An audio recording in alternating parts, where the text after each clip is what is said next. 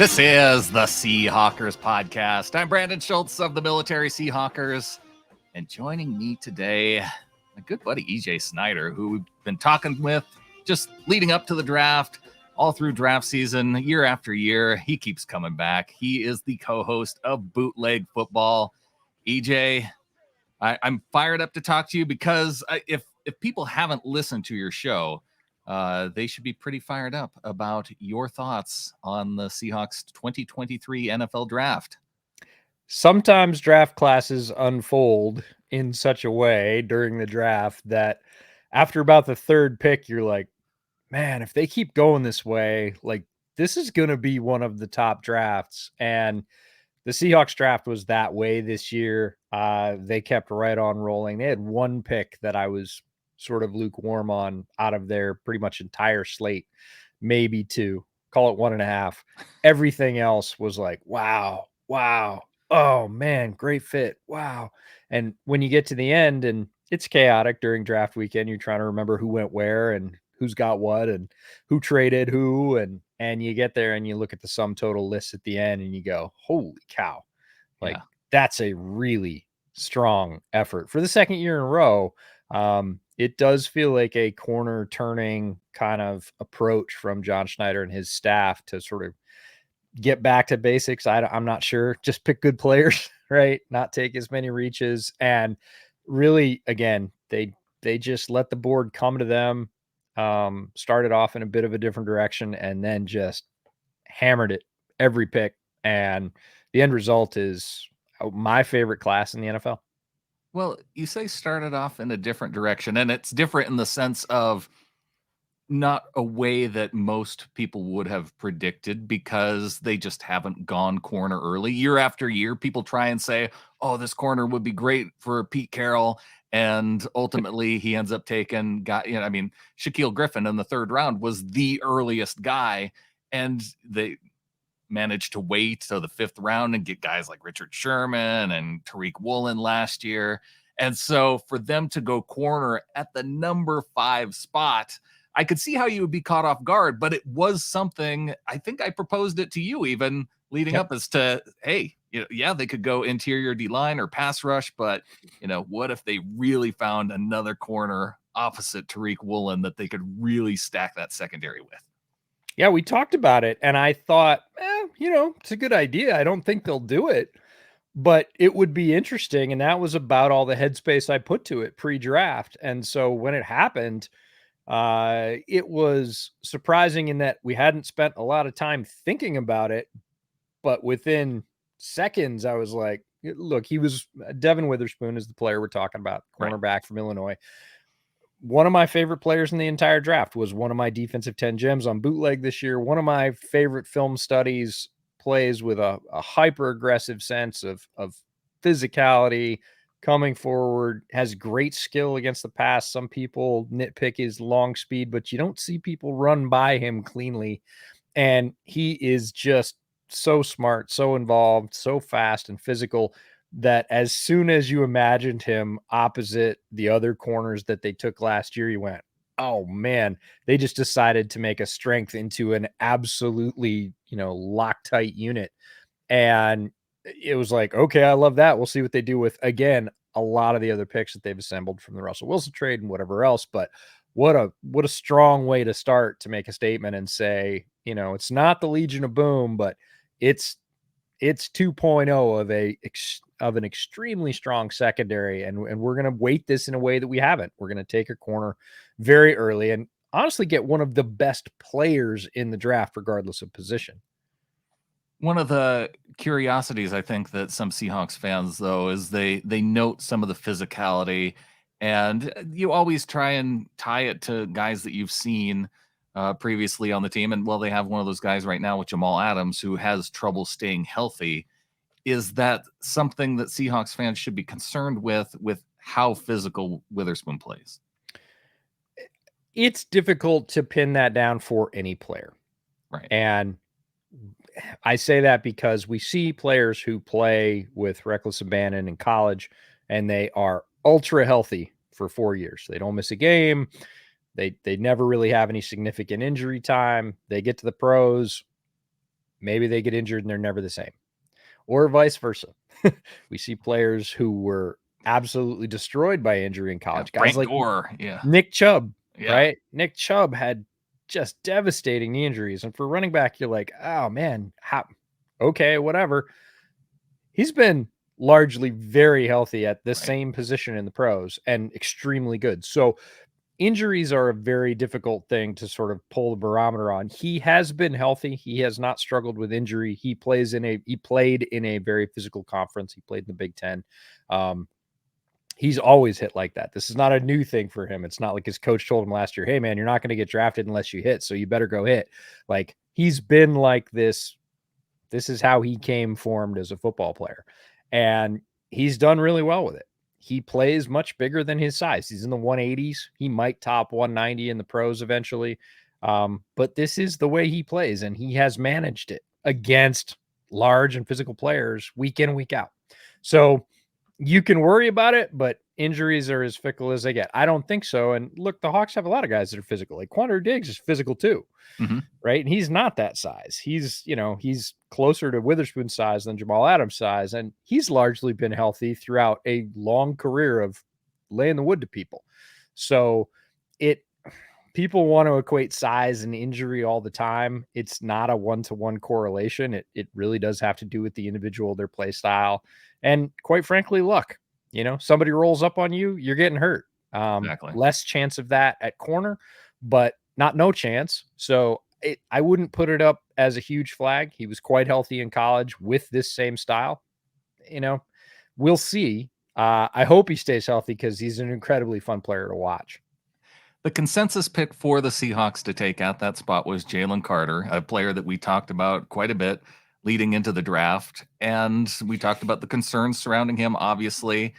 And I guess the one thing that made it most okay for me, EJ, when I saw the Seahawks pass on him was that then the Detroit Lions traded back. And not just that they traded back, but they traded back and then they took a running back really early. And so that would have been a need for that Detroit team too. And just the type of guys that they tend to take for that team. I like the approach that they've taken. I guess when I saw that, it made me immediately okay that, it wasn't just the Seahawks passing on Carter. This was an issue for other teams. We knew it was an issue for other teams leading up to the draft, but it was which teams, because we knew it was an issue for some and not an issue for others. And I had been told up and down that Jalen Carter was going to Chicago at 9. If he was there, he was going to Chicago, period, end of story.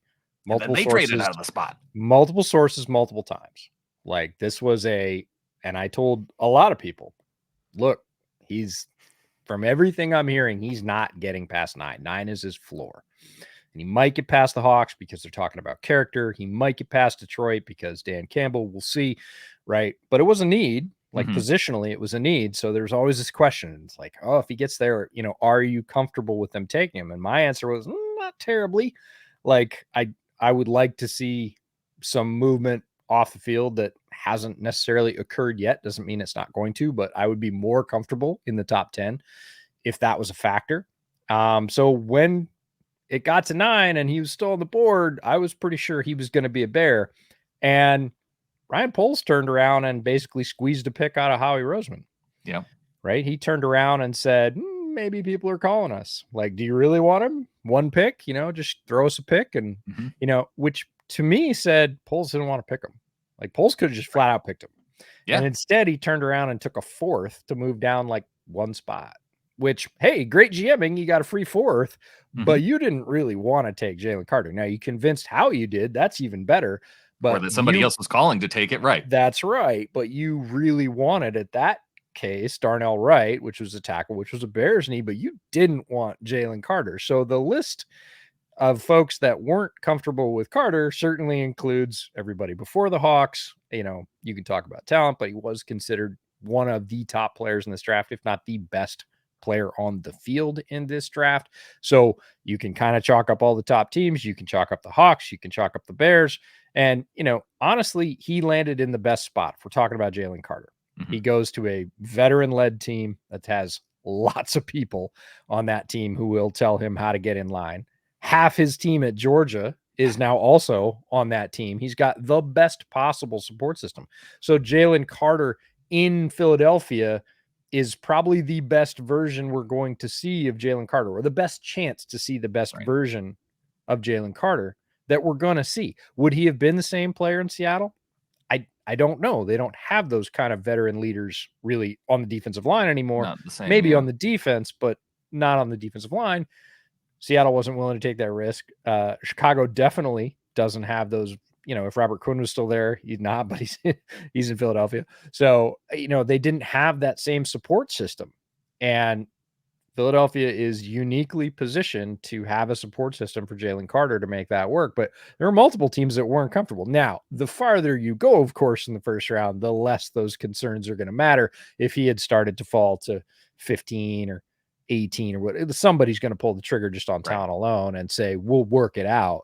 But the way it ended up, it's good for Jalen Carter. I think both the Hawks and the Bears ended up with players that they wanted. Bears get an extra pick out of it.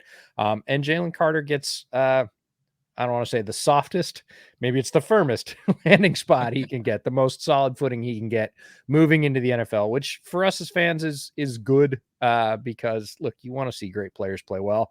That's the most fun. And I think he has the best chance in Philadelphia. Yeah, and I suppose if we're talking about that fifth spot, obviously the Seahawks didn't need tackles. Defensive line we addressed. Bijan goes in the top 10. The Seahawks end up taking a running back in round 2. I suppose that's the only argument of another player you could even consider taking with that fifth spot, unless you're talking about trading up. But well, Tyree Wilson's the one that I think about. Right. And that's true. Right. That was a link for the Hawks, and I would have been completely comfortable with that pick because Tyree Wilson out of Texas Tech has physical attributes that you can't teach. He is very tall for a defensive end. He's extremely long. He's got really, really big wingspan, plays with power and with speed. There's a lot of things that are what Matt Bowen calls uncoachable traits with that guy, and production. It's not just a project. He's already putting it together. You bring him into a pro room and put him under a guy like Clint Hurt and say, now you have a true weapon at edge to mix into your rotation, possibly a cornerstone for a long time. That's a player I would have been completely comfortable with them taking.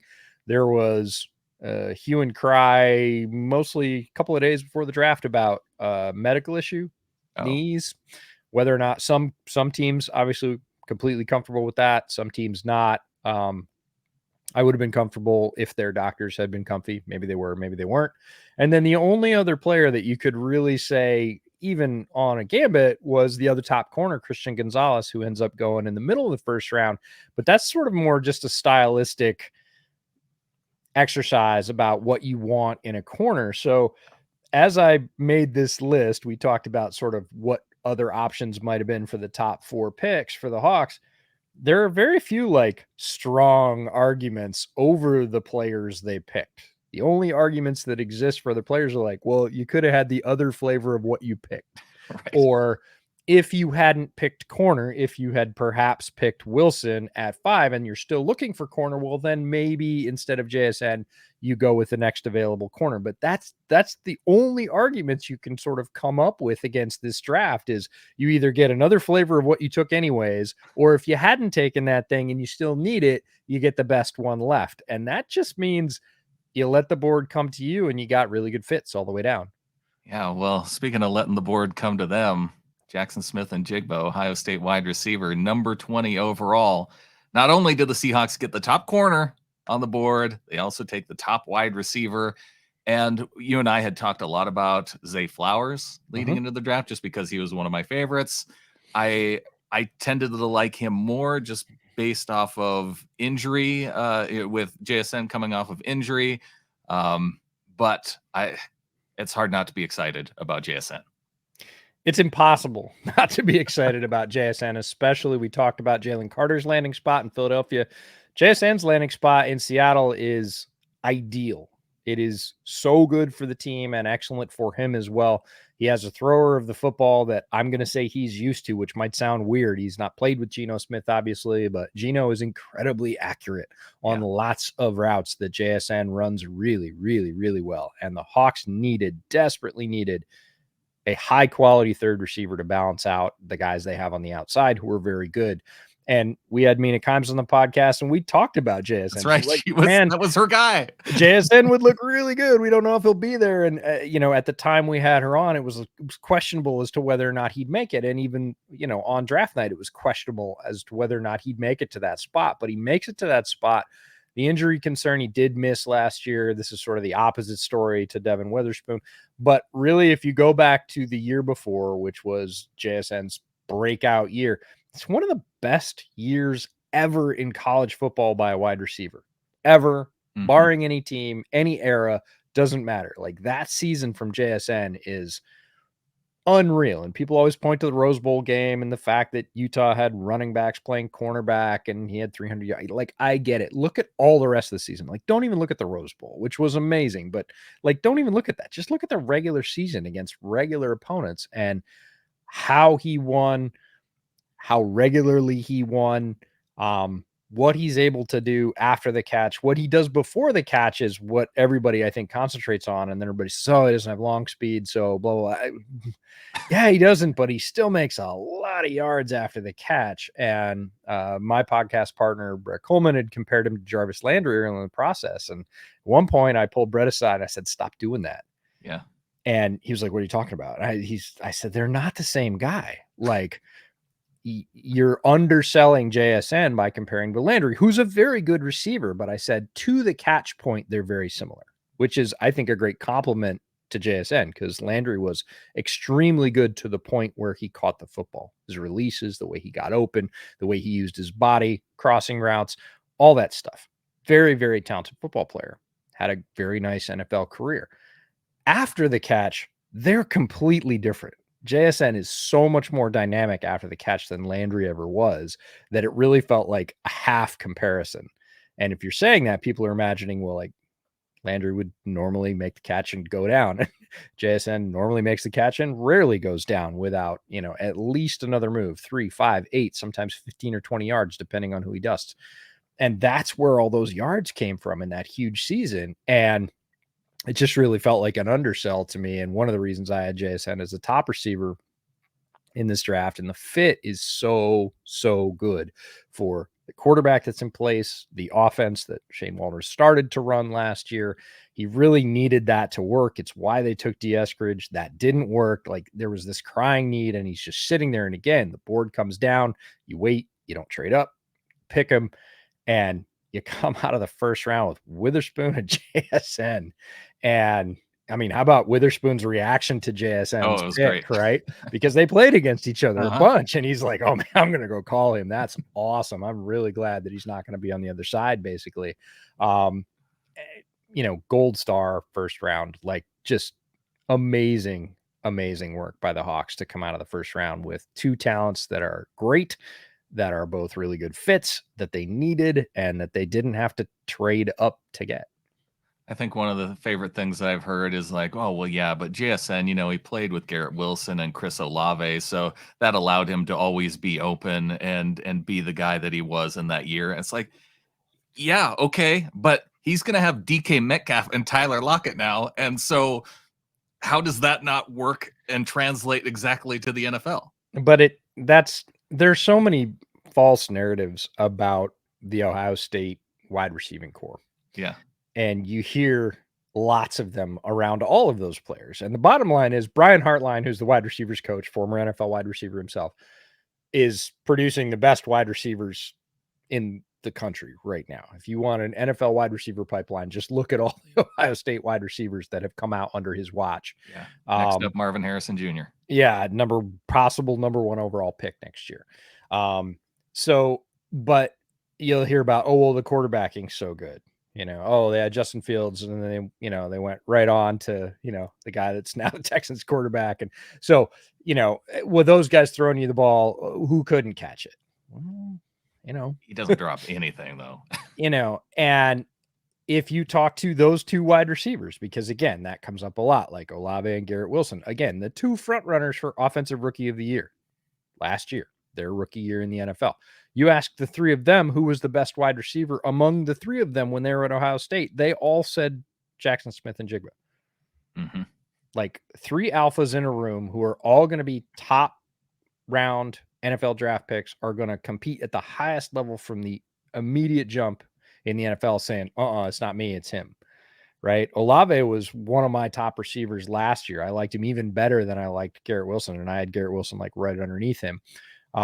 Both of those guys are going, it's him. He's better at this than we are. So you can say what you want about the quarterbacks and the quality of the offensive line and the time they have to develop and everything else. But when you look at JSN on the field, a lot of that stuff goes by the wayside.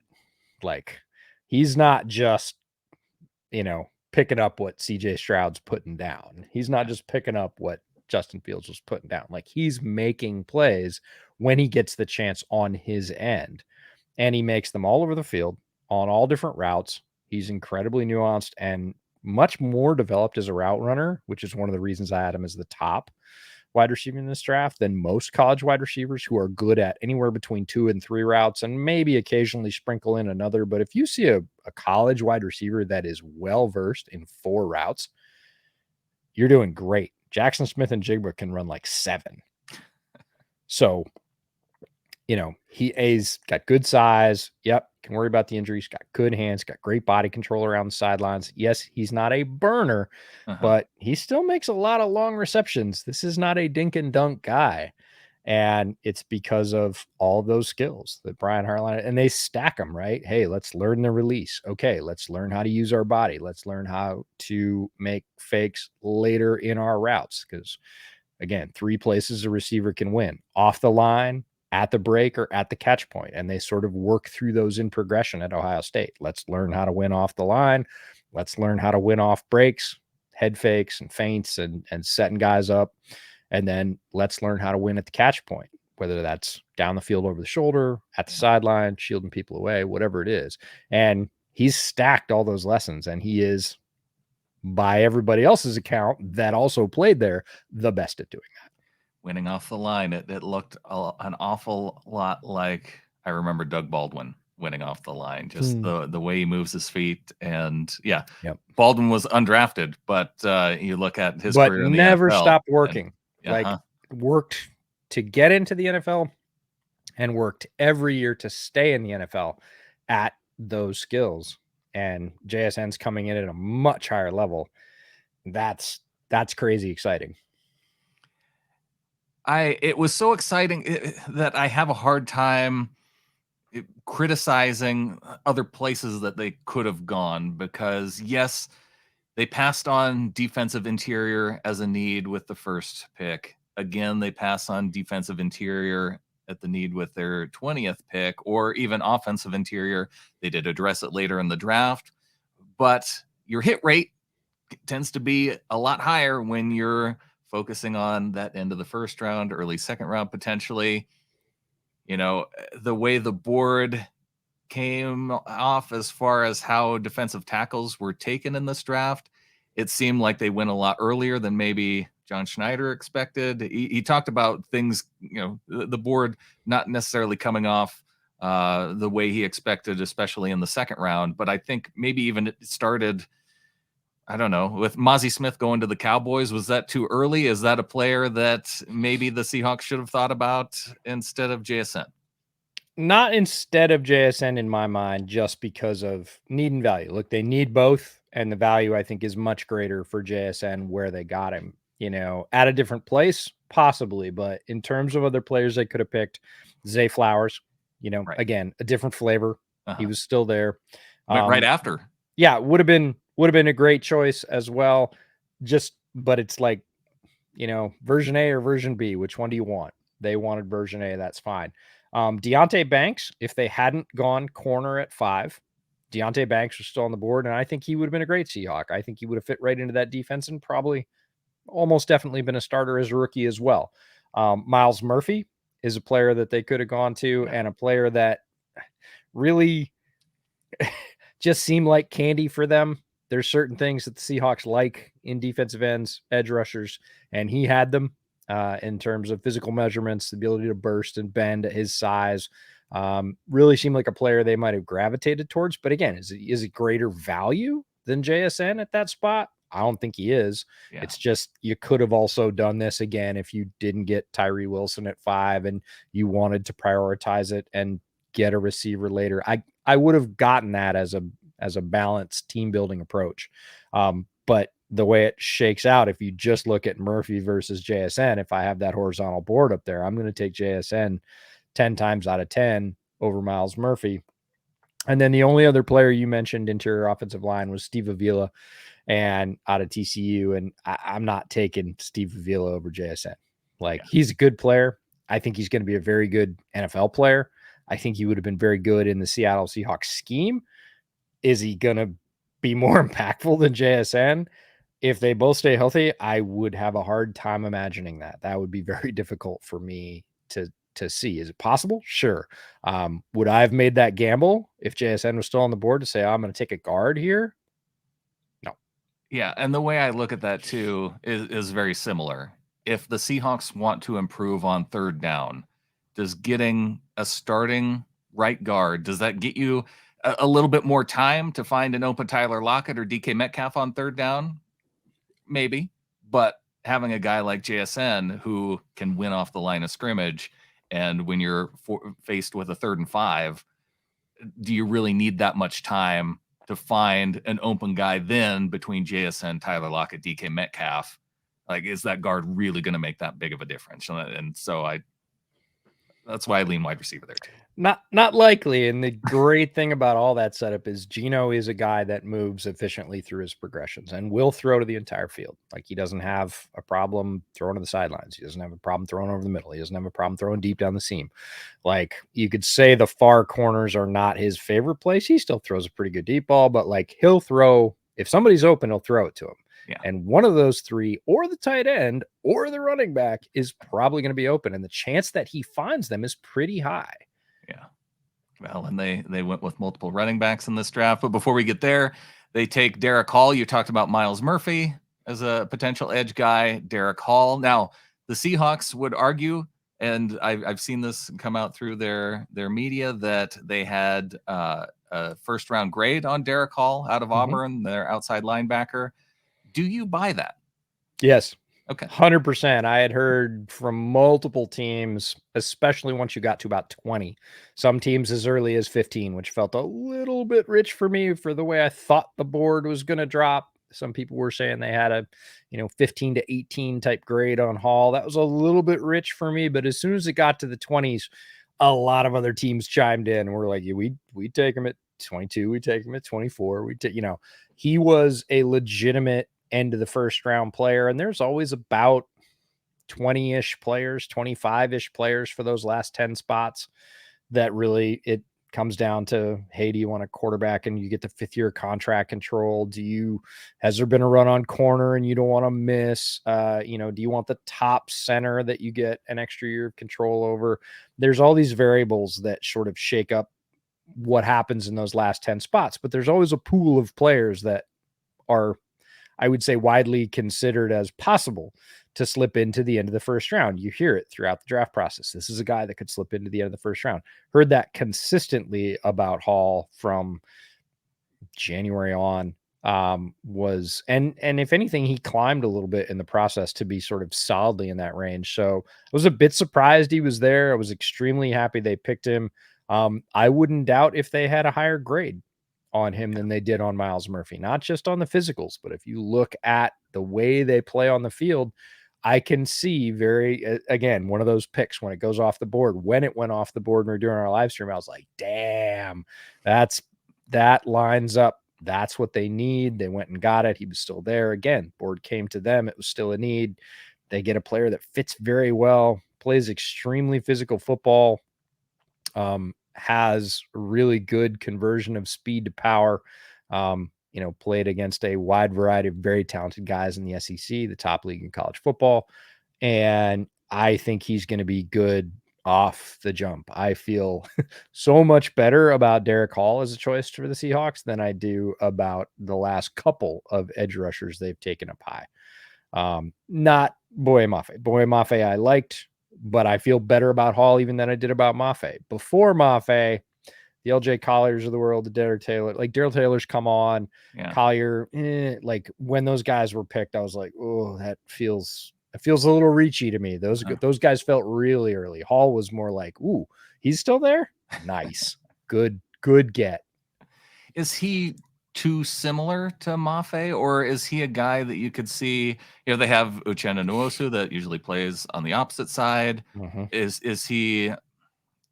Could you see Jerrick Hall and Mafe both being a future pair on the same time or on the field at the same time?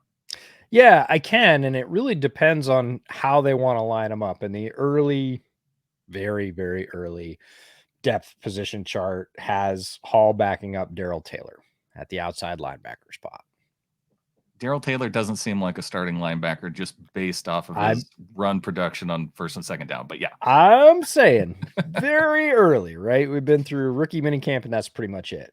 I like Uchenna Nwosu when they picked him up as a free agent. You and I had talked about him, and I thought this guy's underrated. I think he's going to overperform with the Seahawks as opposed to the other way. And then, Mafe is one of those players that they've got him backing up Nwosu as the sort of, again, that's the sort of more athletic side. Hall and Taylor playing the heavier side, the set, the pin side. And, but he can, I don't want to say bend. He can win around the edge. He's not super bendy, but he does win around the edge because he's fast. He is long and he uses his hands really well. So he can get his shoulder past a tackle.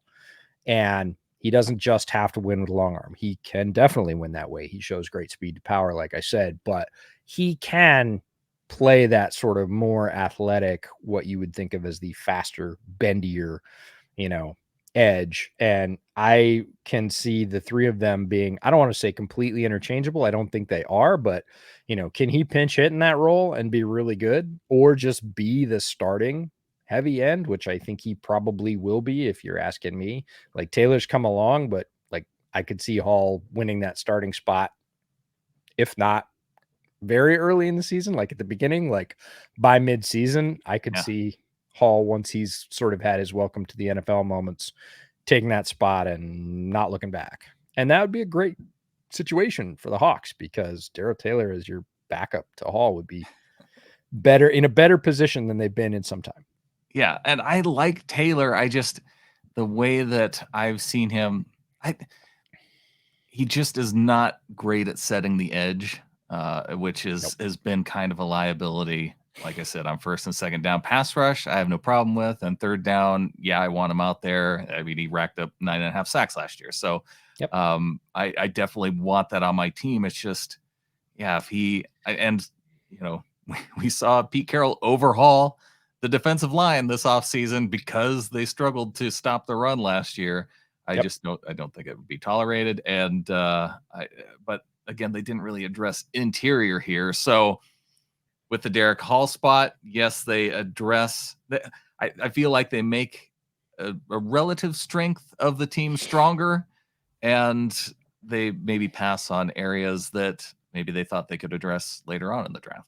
Yeah, it's totally possible. And, in terms of other players that could have been picked instead of Jerrick Hall, they could have gone with Isaiah Folksy, who was from Notre Dame, and he probably would have been better at exactly what we were talking about there. He ends up going to the Saints, and I think he's Notre Dame's all-time sack leader, but he plays that heavier run setting edge. Like that's what he does. He's a very typical sort of 4-3, and people are going to jump to the comments and say, oh, the Seahawks aren't 4-3. Like he's a very typical 4-3 sort of 5 tech to 4 eye player that is very good with his hands, stout against the run. And yes, he has some pass rush production. I think Hall is a better pass rusher, but they both have, that stoutness to set the edge, which you need. You need that player. It's a dirty work player, and all the great Seahawks defenses, they had that player, right? And then they had speed off the other side. And this is them sort of reverting to that. I think Hall is a better version again than Folksy. So would I have, swapped flavor A for flavor B? No, it's clearly a sort of 1-2 situation. I had Hall rated above Folksy. He's a good player. The other thing, they could have pivoted and gone interior offensive line. This is right where both top centers were still available. Joe Tippmann, if you want to be a little bit more outside with Kenneth Walker's speed. John Michael Schmitz, if you want to be a little bit more gap power, and play off a pick that's coming later. They could have gone center here. I would have been fine with that. I still like Hall's a better value because defensive end as a position is harder to get later in the draft, and centers lasted. There were centers available later.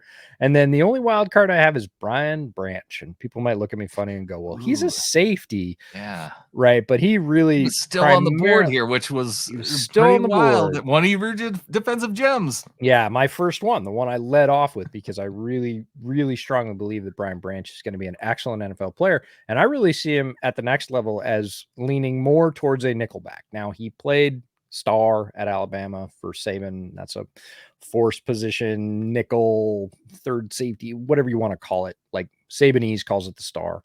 And he also played deep. He played deep middle, single high safety stuff. He played too deep on too high stuff. He's a very versatile guy, and he's extremely impactful around the line of scrimmage. So to me, he'd be the nickel. Right? You would draft him. You would have maybe drafted one of those other two corners if you hadn't drafted Witherspoon up high. Maybe you get Deontay Banks in 2, and then you come back, and now you're looking at Brian Branch, and then your secondary is airtight at that point. Like, you've got players everywhere who are incredibly young, stacked across the board. Kobe is your 4th corner at that point. Still got Trey Brown on the roster. Yeah, I mean, you have a lot of options. So it would have been a bit of overkill, especially if they'd picked a corner earlier. If they hadn't, I think it would have been just an interesting way to say, hey, we're going to prioritize again inside and a little bit more run stopping, but also all this versatility to do multiple defensive back formations and be a little bit more positionless on the back end. So it's a bit of a wild card, but I also would have been like fine with it because he's a great player and I could see the fit. You didn't mention Keanu Benton. Keanu Benton for me was later, and it was just a weird spot. I would have loved him as a fit for the Seahawks. I think, because I don't think he was on the board then when Zach Charbonnet came off at 52. No, he went in between. Yeah. And I really like Keanu Benton. Anybody listen to my pre-draft stuff, nose tackle out of Wisconsin, ends up going to a really good spot in Pittsburgh. Would he have been a good player to fill the need you've talked about several times already, interior defensive line? Yep, he would have been. He would have fit there very nicely. It still feels like value-wise, I didn't think he was going to go quite when he did again. And, you said Snyder said it earlier that the defensive tackles came off a little funny. Like Mozzie Smith came off real early, and after that, it was really sort of Keanu Benton. And I don't think I want to put those words in his mouth, but maybe it was just because I recognized it as a need for him, and I kind of got that sense just based on some of his commentary. It happens, and I appreciate the sensitivity to say he didn't say it, but it sort of feels like that. You hear general managers say stuff like that. I heard Ryan Poles say stuff like that in Chicago. It was like, look, yeah, we needed it. Like, we need an edge, but like it didn't line up with where we were. We ended up prioritizing. They prioritized interior defensive line first. When they came back around to it, there were other players they wanted more than the edges that were still on the board. And again, if it had fallen a different way, yeah, he's like, sure. And they're probably going to go get one in free agency or trade now. But like, that's sometimes the way it goes. Overall, though, in terms of the way this board fell for the Seahawks, Benton would have been, look, if they'd got Benton, forget it. Like, I already love this draft the most. Like, I would have loved it the most, a plus. Like, come on, that would have been like 3 or 4 of my favorite players in the draft on one team. Well, I know that one of your favorite players went to the Seahawks with that 52 pick, Zach Charbonnet, one of your, gosh, I want to say, was he not the number 2 back behind? He's in my second tier. So I do tiers did you have or Jameer ahead of him? No, I didn't have Jameer ahead of him. I had Tyjae Spears. So. I had Tyjae Spears in the same bubble with him. So very good memory. Bijan in his own category as a unicorn in the, if you want to call it the first tier or just the, whatever. And then, it was Tyjae Spears and Zach Charbonnet were 2 and 3, or second tier, however you want to look at that, like the next best available running backs in this draft. So, the fact that you're all the way down the board and you're picking up again, and I know some Seahawks fans didn't like this because they're like, we just picked a running back last year. But again, these to me are probably folks that didn't look at the depth chart before the draft and went, we have Kenneth Walker and DJ Dallas. Well, I'll stand up for the Seahawks fans who have Ken Walker on their fantasy team, because if you have Kenneth Walker on your fantasy team and they're drafting a running back this early, then you're thinking, okay, you're taking away carries from my guy at this point, John, and that's going to hurt me and what I need from my guy. But for the Seahawks as a team, it's hard to argue that it was no arguments about the fantasy football angle at all. That's a really good pull. But in terms of a player, Seahawks fans are only going to be mad about the Charbonnet pick until he plays. And as soon as he plays, which will probably be in the preseason, he'll probably be featured in the preseason. They'll want to keep the load off Kenneth Walker, and he's going to destroy some preseason teams. And they're going to go, oh, this kid can really play. In every way. He's pass blocker, inside runner. It's certainly not Kenneth Walker to the outside, but he's functional there. And just this subtle combination of just enough wiggle and then enough power to run you over, just enough to get you off your angle and then continue on through that tackle and rack up yards, and the ability to string moves together. He's a very high level thinker or processor. As a running back, he sees things really well and is able to react to those things more than once. Some running backs, you see them make a really good move at the line, and after that, they're pretty much ballistic. They're just going until somebody hits them. DJ Dallas. Some guys, then that's why they get picked later on. Zach Charbonnet, not that way. Very dynamic throughout the run. Great size. Very good in the passing game. I would say short to medium passing game. He's not a great deep threat. I mean, Bijan was again used as a wide receiver and lined up wide at Texas a lot and very effective there. That's not Charbonnet's game. They did line him up out wide sometimes. Chip Kelly, just having fun with it, but very good, very versatile player who is, and again, an excellent get. Comes off the board. Not what I expected, but was again, just stacking value. Was a need. An absolute need. You got to have a third running back, at least, if not a fourth or a fifth, given the Seahawks injury woes at running back over the last several years. And to put Charbonnet, one of the top 3 to 4 backs, no matter how you rate it in this draft, after Kenneth Walker last year, who was my top rated back in the draft, okay, your running back room's looking real good. You can go get some UDFAs, mix in DJ Dallas, and be fine because you got 2 absolute horses.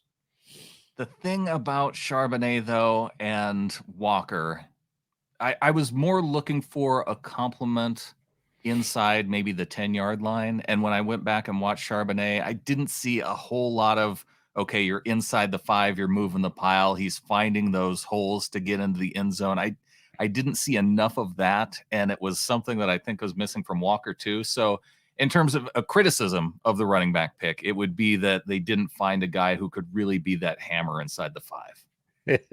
Yeah, you can find guys that are hammers inside the 5 after the 5th. If that's what you're looking for. And again, this is, I don't blame you at all for the observation or anything else, but it is a way of thinking. And look, it's still Pete Carroll, but the offense is changing, right? I mean, your pick of Jackson Smith-Njigba at the top says, there's your guy at the inside the 5. You're throwing. We're doing this very differently, right? We're gonna spread it up. Where this is not the lineup in 22 personnel or 21 personnel, and line up with 3 tight ends maybe, and bring in Carson and just hammer it 3 times. I don't want to say those days are gone, but that's not the primary anymore. That used to be option 1, 2, and 3. And then if we need to do something else, we'll think about it, but we'll probably do it again. Right. That's not the offense that Waldron wants to run, certainly in the low red zone. Is he a good runner with power and space? I think he is. Is he just a straight up option veer slammer? No, but if you want that, You can go get a fullback from like Troy in the 7th and hand him those inside the 3 and say, hey, just put your head down and clear some people out, right? Yeah. Navy turns out fullbacks every other year. You could do that. That's a different thing. But in terms of what you're going to do for the bulk of the carries that he's going to get, Hawks fans are going to love Zach Charbonnet. He's a great player. Oh yeah, and yeah, if I'm looking at Charbonnet at the 5-yard line, throw it out to him, to the right or left side, and have him make a guy miss and run a guy over, and he can get into the end zone. So it's just that's where I saw his strength more so than on the inside. But any other guys that you could see? This is the area of the draft where we're getting a little shaky as far as guys that you would maybe take. There's a lot of possibilities again based on. I'm not going to go all the way and ask you who they should have taken instead of Mike Morris in the 5th round, EJ. This is the last one. It's okay. It's okay. Tuli Pelotu, assuming they hadn't gotten a Hall, the edge out of USC, I would have been a great pick. I would have been very happy with him on the Seahawks. Again, I think Hall's a better player, but again, you're a pick later for them. John Michael Schmitz at center was still there, and that would have been, if they were prioritizing interior offensive line, a very good pick for them. Probably a 6-7 year starter right off the crack. And that's rare. People go, what do you mean? Everybody says 10-year starter. People don't realize like how rare 10-year starters are in the NFL. Like that's the shiniest penny you've ever seen. Like there are very few of those. So 6 or 7 years will be great. Osiris Torrance, again, very good interior guard prospect. Again, if you want to hammer, you want to run power and gap, you want to pack it in sort of more the old school Seahawks offense, like Osiris Torrance would be just pick him and put him in. Like he would have been just fine there. And then if you hadn't gone JSN, if you hadn't gone receiver in the top, Marvin Mims was on the board. And I think Marvin Mims is going to be really good. And I think he would have been a fine receiver, 3rd receiver for the Seahawks at this point. But, again, that's just splitting hairs and saying, hey, if you didn't do this earlier, you could have done it now, or, different flavor of what you got. But, I like Charbonnet. I'm not going to say better as a big Thule fan, as well as any of those other players. John Michael Schmidt's just a completely different thing. You're going interior offensive line and saying we're prioritizing this in a different way. Would have been thrilled with that pick because JMS was one of my absolute favorites in this draft. One of the safest. Yeah, one of the safest guys, I think, in this draft. There's no such thing as a safe draft pick, but if you're trying to limit risk, like JMS is about as close as you're going to get.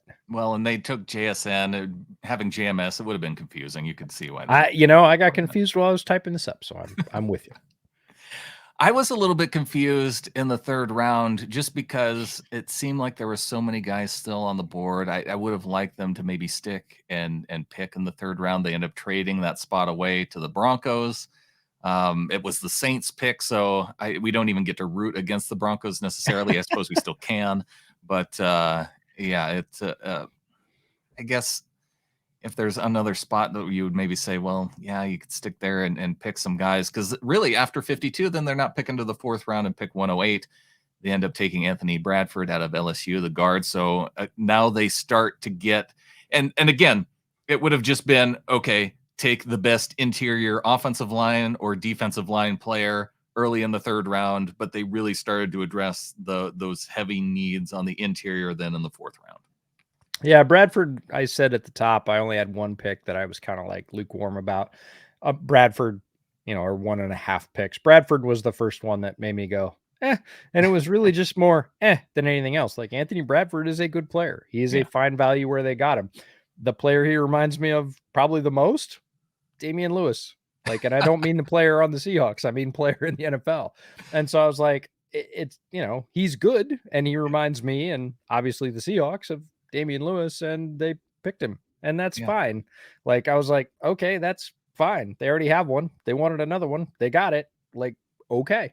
Like, that was sort of my reaction to that pick. And it was the only pick that I was really kind of lukewarm on, until we get down to Jerrick Reed, which is near the end of the draft. But like, that was the only sort of middle. It's not even a high pick. It's a middle pick where I was like, I get it. Like, okay. Again, like you, maybe some other guys I would have liked better on the board, but like they needed interior offensive line. They liked him. They're obviously familiar with the school. Like, they have good intel on them.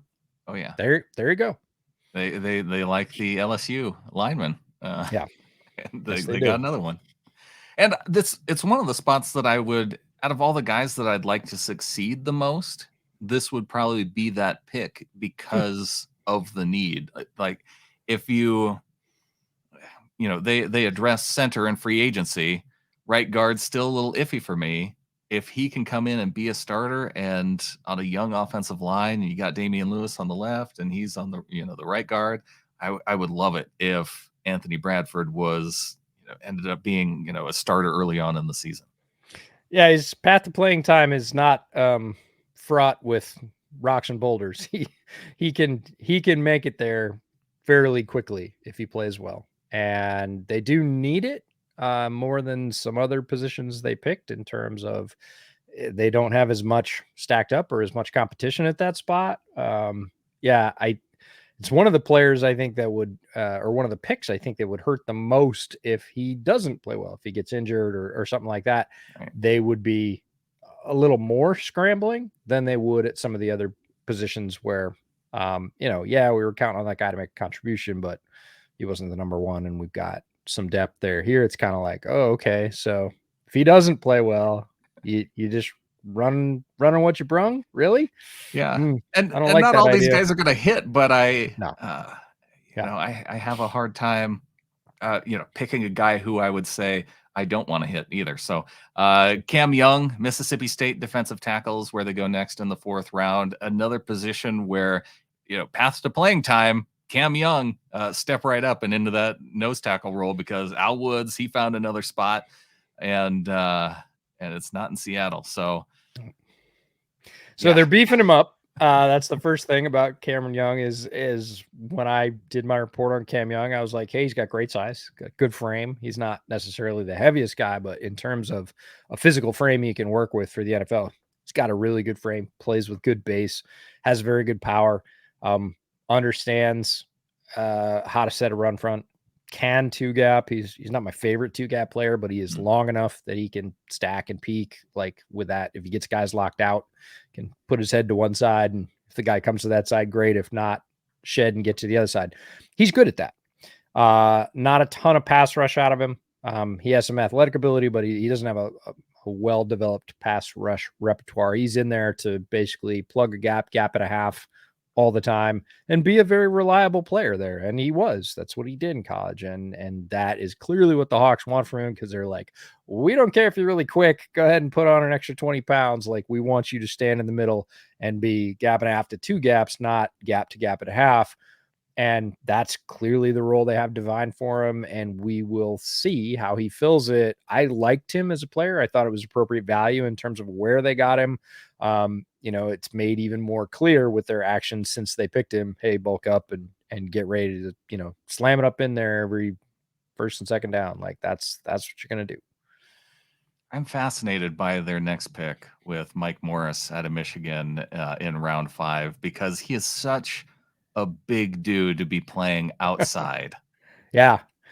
I love this pick. I talked with Matt Bowen, about Mike Morris as one of my handcuff players. We had a draft, pre-draft podcast about handcuff players, which is not handcuff in the fantasy sense, but handcuff, again, if you miss out on somebody up high, who are some guys that can give you some of those skills down low. And Mike Morris was one of my handcuff guys. And it's really interesting. He didn't have that many pass rush opportunities at Michigan. It's not the role they had for him there. He had a couple of hundred pass rushes in the entire season, which for average is a couple hundred lower than the top pass rushers, who were at 450. Mike Morris had like 200. And in those 200 rushes, he was pretty efficient. Like, he had a better, rush percentage per pass rush snap than a lot of more well thought of rushers in this draft, but they just didn't cut him off the chain very much. It's not the role they had for him. Right. And it doesn't look like the role they want him to have. His burst isn't great or his speed isn't great. His burst is good. He's quick in the short areas, like between the hashes.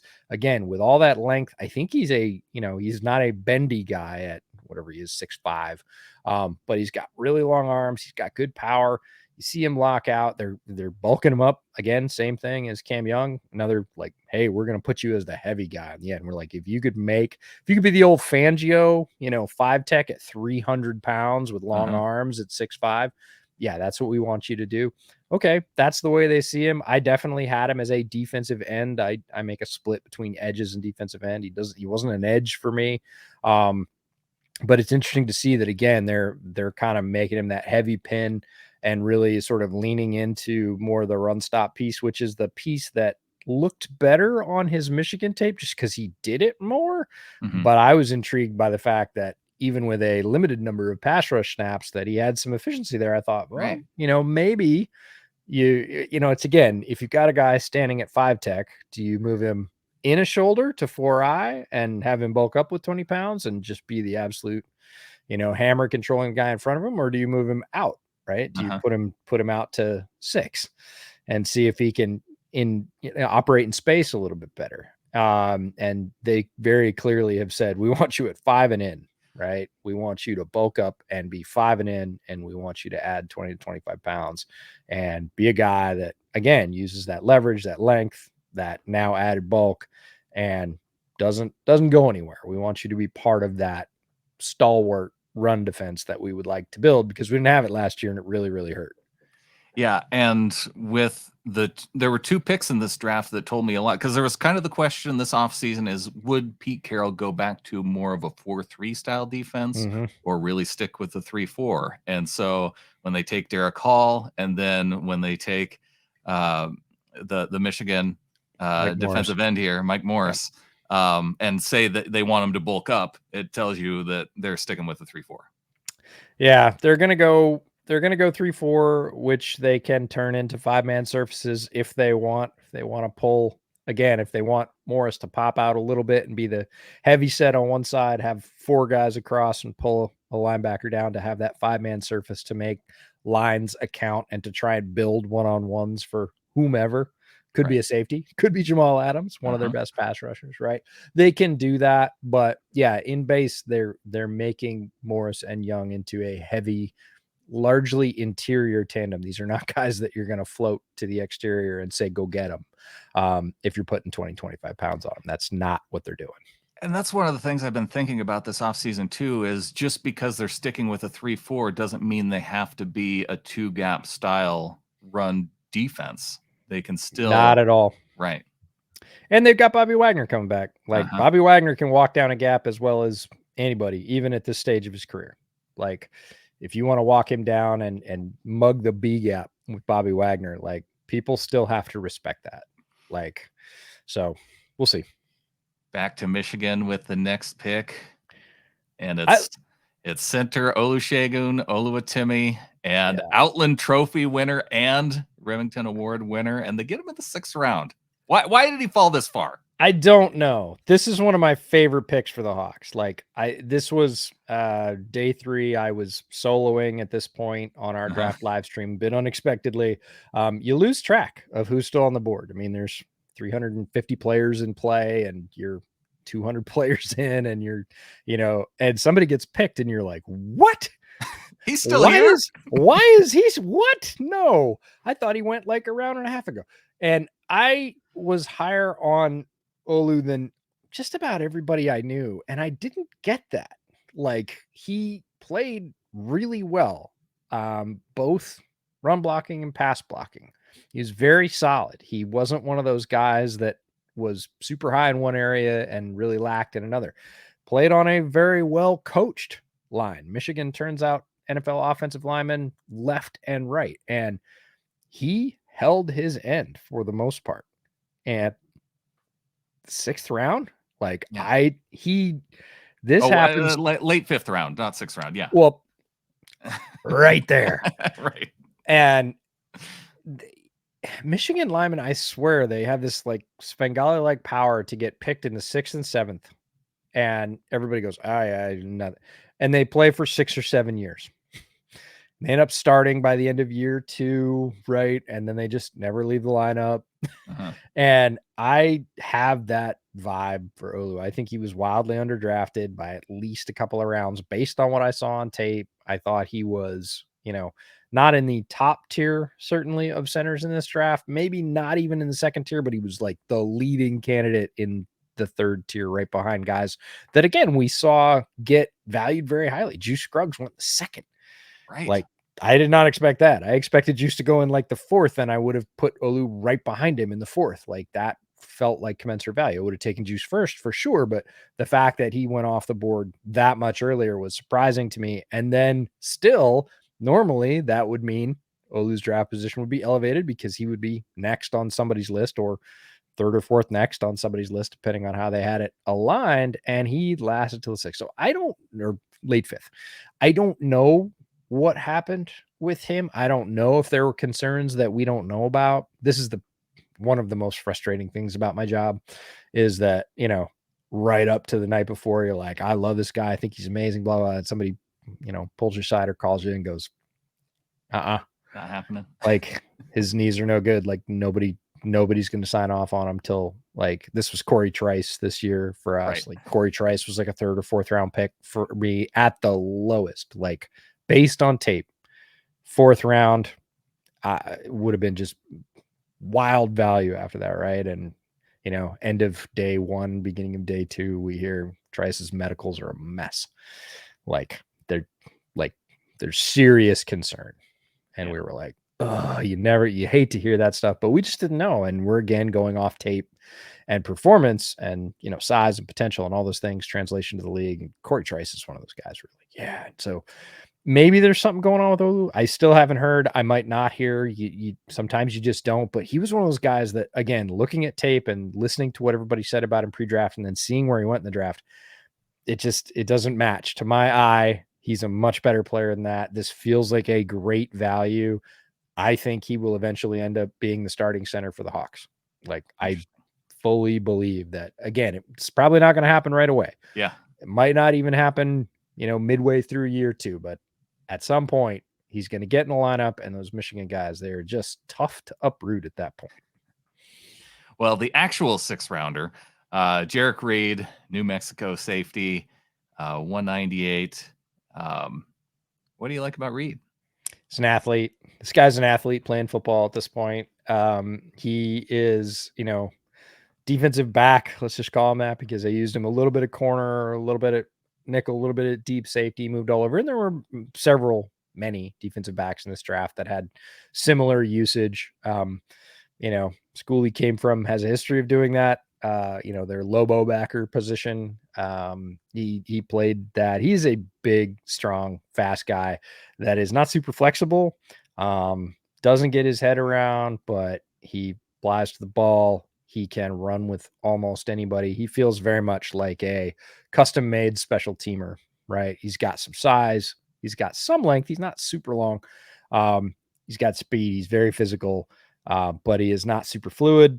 And his technique is not great as a defensive back right now. This is a gunner. This is a backup safety. This is a guy to, be a 4-phase special teamer. If he makes a team, that's how it's going to be. Right. They saw some things they like. He did have some ball production. It wasn't what I would call quality ball production. There were a couple of decent interceptions and then a lot of just like cans of corn that he happened to be in the right area. And yeah, to his credit, he caught it. Didn't look great, but it's not what I would call an earned interception. So there's things to like there. Physical attributes look great. I mean, he passes the eye test if you're talking about that. But overall in the field, he's got a long way to go to be a complete football player. Right now, he's more of a run and hit guy, and he can do that. Like, he's good at both of those things. Well, some teams like the San Francisco 49ers take their special teamers in the third round. The Seahawks wait till the sixth round. So. I was waiting for that. I figured it would occur in the first time we talked after the draft. I didn't think you were going to let that one lie, and nor should you. No, couldn't let that go. Round 7.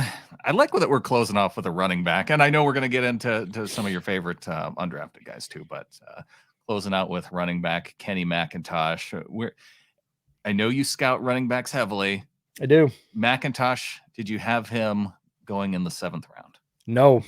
And again, like Olu, McIntosh is a player that I was higher on than almost everybody I knew. Everybody else had it. Talk to UGA fans, talk to Georgia fans. God, don't want to say they we hate got him. the best running back in the draft talking to UGA fans. Oh, I don't know. There's a lot of them that think he's incredibly average now. Oh, really? Okay. Yeah, Georgia has a very strong history of very good running backs. Right. It is, you could argue that over time it's tailback DeAndre you. Swift, the newest Eagles running back, obviously. I would say that's you're down the pole a bit by Nick the time you're Chubb. getting to Swift. Yeah, there's a lot of guys that have run the ball at Georgia and have been very, very good. But McIntosh, I think, suffers a little bit from people's perception of what a college running back should be or is, and then not translating that appropriately to the pros.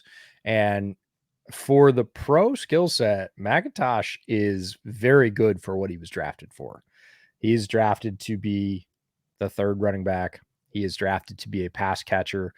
He is good in pass pro. Look, he played for the national champs, and his receiving numbers in this draft are better than just about every other running back. And that is a very important part of running back skill set in the modern NFL. Nobody gets 20 carries a game anymore. Nobody. Right. One or two backs in the entire league get 20 carries a game over the course of a year. Nobody gets that anymore. People are lucky to get 15. Yeah. This is a gadget player for the Seahawks. 3rd and 15, check down, Kenny McIntosh. I don't know that it's quite like that. Let's walk that back a little bit. He is a good two-way player, but I just got done watching Travis Homer, and that was his other than pass blocking. Travis Homer was the guy that you checked it down to on 3rd and 15. Yeah, and I think they still need that guy now that he's with the Bears. They do. I'm happy to have Travis Homer be a Bear. I liked him when he was a Seahawk, and that's fine. But in terms of what McIntosh brings, everybody this draft said, "Oh, if you're talking about a wide receiver and you're not talking about Bijan because he was great, who's the best receiving back in this draft?" And the universal answer when you asked that question pre-draft was Jahmyr Gibbs from Alabama. And look, Gibbs is good as a receiver of the football, very good. And he is electric. He has a lightning in a bottle sort of playmaking element that Kenny McIntosh largely does not possess. But if you look at the sum total of their work, like Jahmyr Gibbs had 44 receptions, so you would have thought that McIntosh had like 30. No, he had 42. He had 2 less. And in those receptions, Jahmyr Gibbs racked up 444 yards. McIntosh racked up 509. Right? Jahmyr Gibbs, you would have thought that he had like 10 receiving touchdowns this year. If you listen to people, he had 3. McIntosh had 2.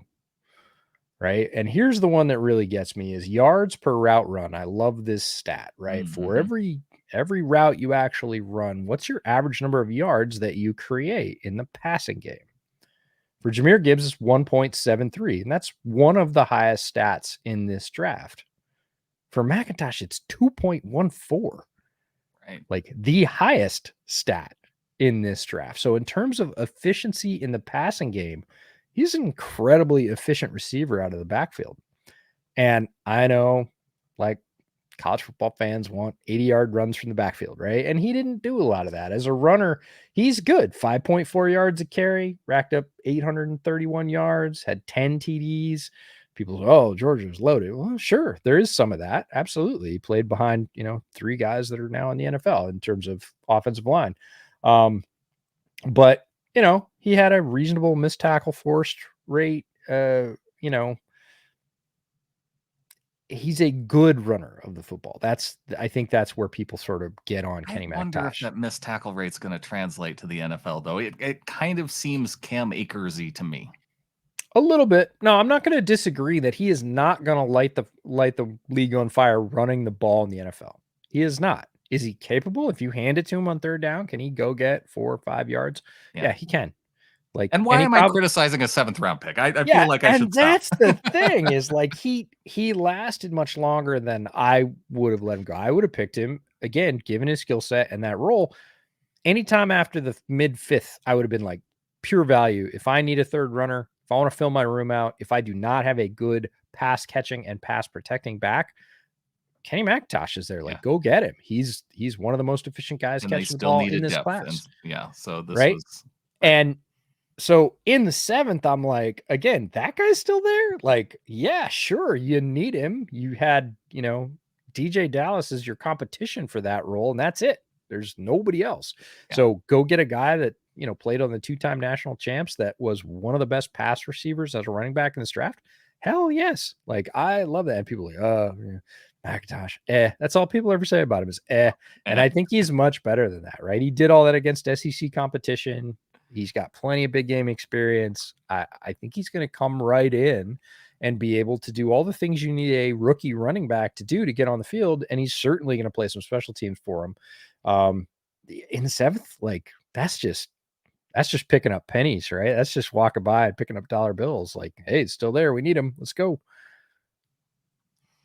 And it rounds out a running back room for the Seahawks that, gosh, I have to go back to 2011, 2012 to when they had Marshawn on the team, along with Michael Robinson at fullback.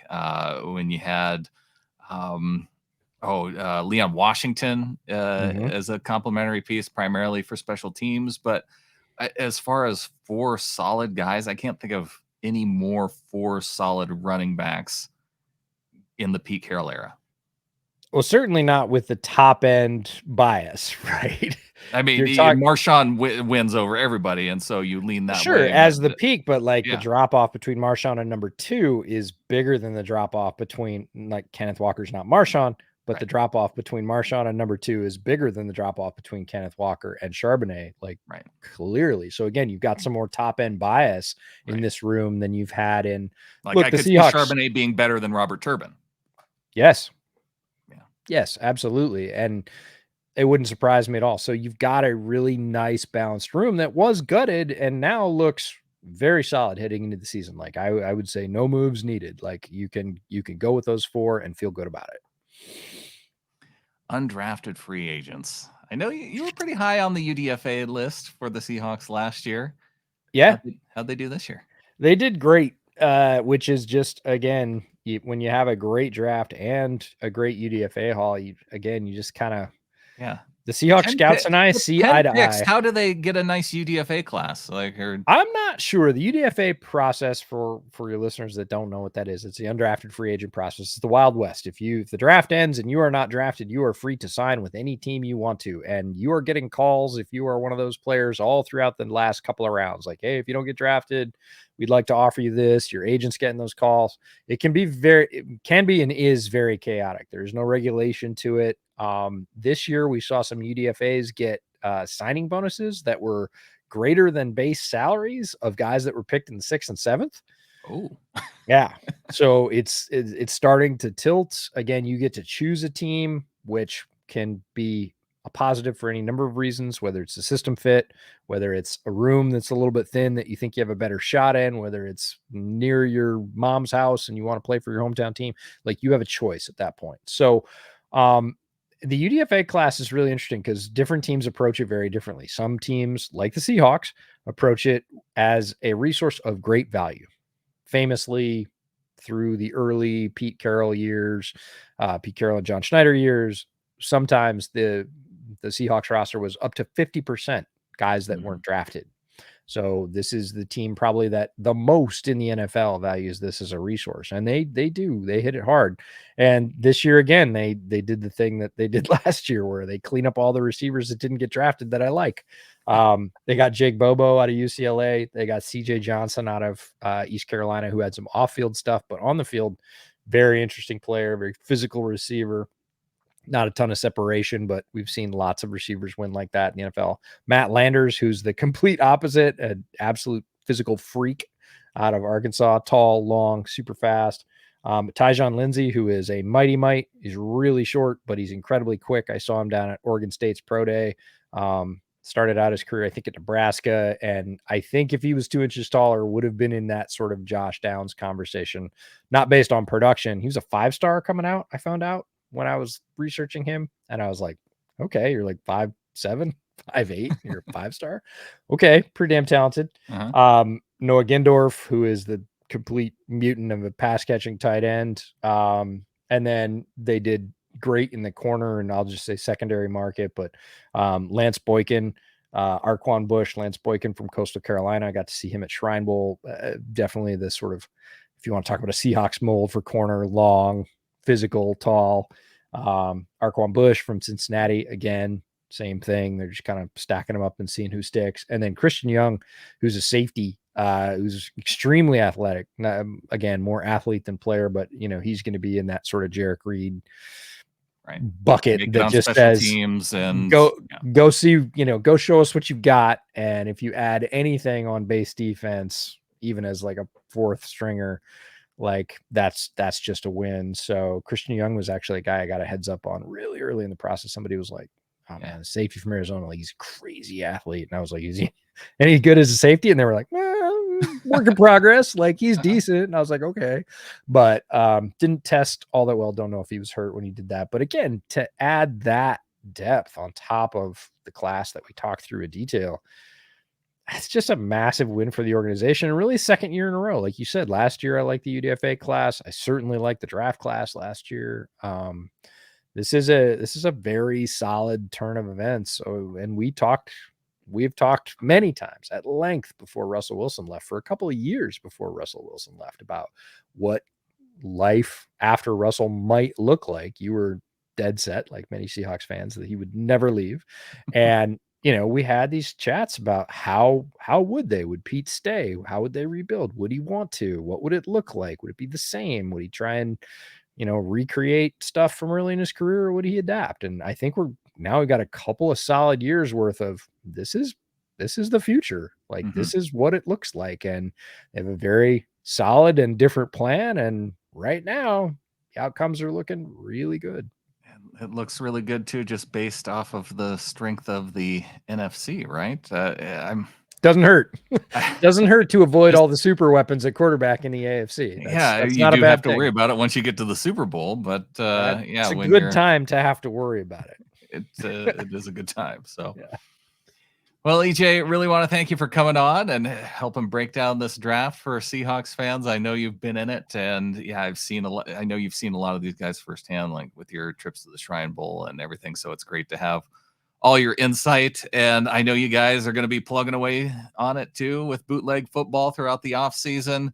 You guys have continued to cover the draft, but you got some your season previews for each of the teams coming up here in the next couple months. Yeah, starting soon. Divisional preview episodes for every single team, and then a wrap up for the division on Fridays. So we'll have content pretty much every week rolling out starting about mid-June.